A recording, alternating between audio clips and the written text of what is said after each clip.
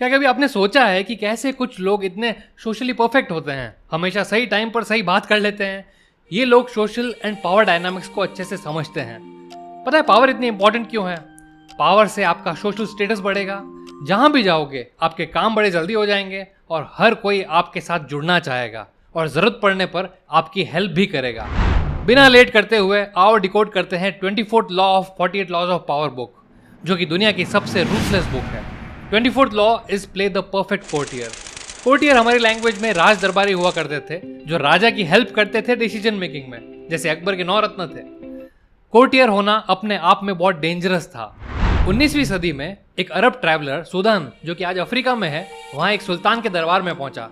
उसने वहां देखा कि अगर सुल्तान को कोई चोट लग गई है तो कोर्टियर्स को भी सेम चोट पहुंचाई जाती थी।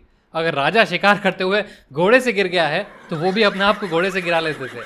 और उस टाइम इस तरह की मिमिक्री पूरे वर्ल्ड में हर राजा के दरबार में होती थी, अलग अलग तरीकों से। राज दरबारी बनना बड़ा मुश्किल काम था। कहीं राजा किसी कारण नाराज हो गया तो एक गलत मूव का मतलब था मौत या फिर काल कोठरी। लेकिन बीइंग अ कोर्टियर पावर भी बहुत थी। एक सक्सेसफुल कोर्टियर को टाइट रोप पर वॉक करना पड़ता था, जहां राजा की चापलूसी करके उसको खुश करना होता था, और कभी कभी ज्यादा चापलूसी महंगी भी पड़ जाती थी। खुद को बाकी कोर्टियर से बेहतर दिखाना, पर इतना भी नहीं कि राजा ही इनसिक्योर हो जाए। बेसिकली अच्छे कोर्टियर्स ने हिस्ट्री में लोगों को मैनिपुलेट करने की साइंस में महारत हासिल कर ली थी, और इसी के चलते वो राजा से भी ज्यादा पावरफुल बन जाते थे। दिखने में तो राजा ही सबसे पावरफुल होता था और सब कुछ वही होता था, लेकिन कोर्टियर्स जैसे सेनापति और प्रधान मेजर रोल प्ले करते थे डिसीजन मेकिंग में। चाहे किसी और राज्य से जंग छेड़नी होती थी, तब भी सेनापति डिसीजन लेता था कि वो कितने केपेबल हैं और ये डिसीजन उनके लिए कितना ठीक रहेगा। द सेम वे जनता से कितना लगान वसूल करना था, ये भी वही डिसीजन लेते थे। आज के टाइम में राजा तो नहीं रहे, लेकिन पावर डायनामिक्स एंड मैनिपुलेशंस आज भी एग्जिस्ट करते हैं हर ऑफिस में, कॉलेज में और किसी भी तरह की वर्क प्लेस पर, और यहाँ तक कि फैमिली में भी। आप सोसाइटी के जिस भी पार्ट में हो, डेली पावर गेम्स का शिकार आप भी बन रहे हैं। चलो इसे एक स्टोरी से शुरू करते हैं।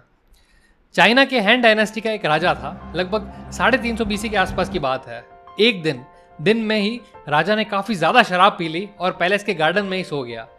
उसके दरबार का एक आदमी, जिसे क्राउन कीपर कहते थे, क्योंकि उसका एक ही काम था राजा के सर पर रखे क्राउन को संभाल कर रखना, वो गार्डन से गुजर रहा था और उसने राजा को बिना कोट के सोते हुए देखा।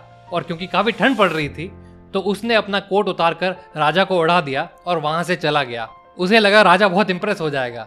जब राजा की नींद खुली और उसे पता चला कि क्राउन कीपर ने उसके ऊपर अपना कोट डाल दिया, तो उसने पहले तो कोर्ट कीपर को बुलाकर पनिशमेंट दिया, जिसका काम था उसको कोट पहनाना, और क्राउन कीपर को बुलाकर उसका गला कटवा दिया।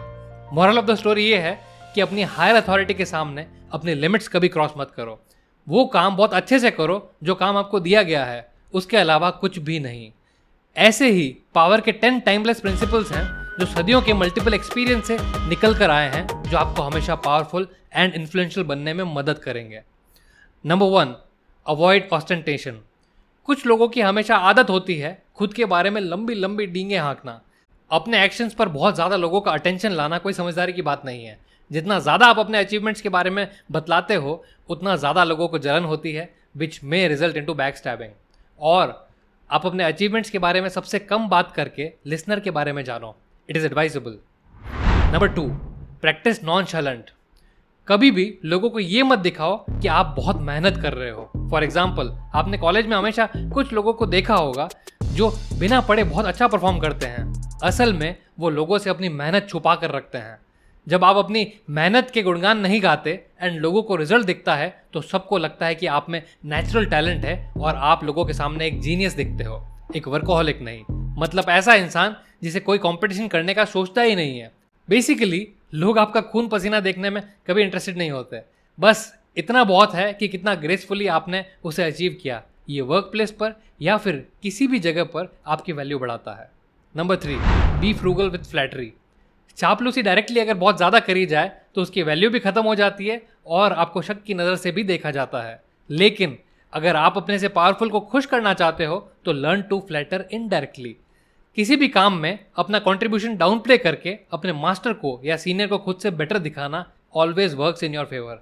ऐसे में चाहे आपका काम एवरेज भी क्यों ना हो, तब भी आप लोगों को बहुत पावरफुल दिखोगे। Number 4, arrange to be noticed. इतने लोगों की भीड़ में आपका कोई चांस नहीं बनता ऊपर उठने का अगर पावरफुल लोग आपको नोटिस नहीं करते तो।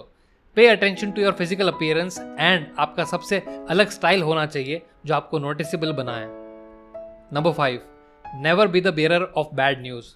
You always make sure that आपके मुंह से बैड न्यूज़ ना निकले, चाहे आपको झूठ बोलना पड़े, चाहे चुप रहना हो या चीट करना पड़े, but make sure that you bring only good news and this approach will make your master happy. इससे आपकी पर्सनैलिटी के साथ एक पॉजिटिव ऑरा हमेशा जुड़ा रहेगा, उसके साथ आएगी पावर, क्योंकि ऐसे में लोग आपकी कंपनी हमेशा एंजॉय करते हैं। Number 6, never affect friendliness and intimacy with your master. आपके बॉस को दोस्त नहीं सबॉर्डिनेट चाहिए। कभी भी अपने बॉस के साथ ओवर फ्रेंडली ना होए, चाहे वो आपके साथ कितना भी फ्रेंडली बिहेव करे, दैट इज हिज राइट। आपने किया तो बैकफायर भी कर सकता है। Always keep distance in this relation, he will like you. Number 7, be frugal in asking those above you for favour. सबसे ज्यादा एक मास्टर को इरिटेशन होती है किसी की रिक्वेस्ट रिजेक्ट करने में, क्योंकि उसका गिल्ट कॉन्शियस उसको परेशान करता है। अपने बॉस से फेवर जितना कम मांगोगे आपके लिए उतना ही अच्छा होगा। It is always better that king खुद से खुश होकर विलिंगली आपको कोई फेवर कर दे, और सबसे इम्पॉर्टेंटली किसी और के बिहाफ पर फेवर जब आप मांगोगे तो वह आपकी वीक पोजीशन दर्शाएगा। छोटी छोटी चीज़ों पर फेवर मांगना अवॉइड करें और इस ब्रह्मास्त्र को बचा कर रखें उस दिन के लिए जब सच में आपको कोई इंपॉर्टेंट फेवर चाहिए होगा। एंड जितने लंबे टाइम तक आप हेल्प नहीं मांग रहे तब तक आपकी वैल्यू बढ़ती जाती है। Number 8, never joke about appearance और टेस्ट। एट एनी कॉस्ट अपने से ऊपर वाले लोगों पर या इनफैक्ट किसी के भी अपीयरेंस और पसंद नापसंद पर कभी कमेंट ना करें, उनके पीठ पीछे भी। अगर आप ऐसा कुछ कर रहे हो तो अपनी कब्र खुद खोद रहे हो। Avoid it. Number 9, master your emotions.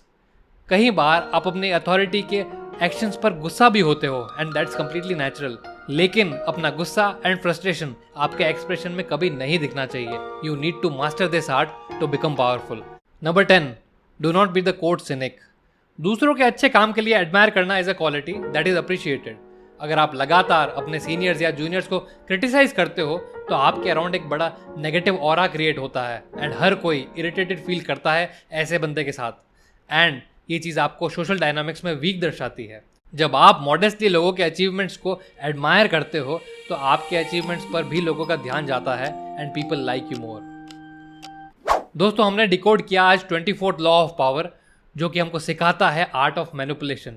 कैसे आप अपने आसपास के लोगों को इंपॉर्टेंट फील करवा सकते हो, क्योंकि जब आप लोगों को सपोर्ट करते हैं तब वो आपकी हेल्प करते हैं पावरफुल बनने में। दोस्तों, अगर ये वीडियो आपको पसंद आया तो एक लाइक और कमेंट तो बनता है।